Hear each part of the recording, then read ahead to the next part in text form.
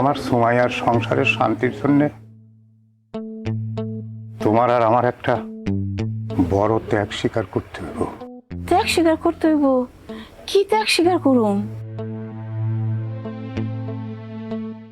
সলা পরামর্শ চলতেছে। আমি অনেক ঘোরাঘুরি করে অনেক জায়গায় চেষ্টা করে দেখছি, আমাকে এই বাড়িটার দাম 5 লাখ টাকার উপরে কেউ কয় না, আর ওই দোকানটার দাম কয় 1 লাখ টাকা। দুইটা মিলে হয় মাত্র 6 লাখ টাকা, আর 2 লাখ টাকা বাকি থাকে। তখন আমি শহরে গেছিলাম, হাসপাতালে, ভাবছিলাম যে রক্ত বেঁচে আমি বাকি টাকা পূরণ করুম, কিন্তু 2 লাখ টাকা রক্তের দাম হয় না।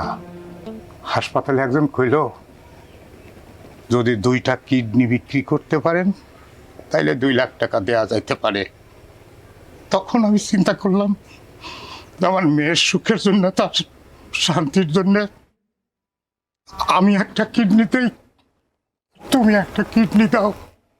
বলো কি, তুমি বাবা হয়ে যদি মেয়ের সুখের জন্য, মেয়ের সংসার বাঁচানোর জন্য বাড়ি দোকান ঘর সব বেচতে পারো,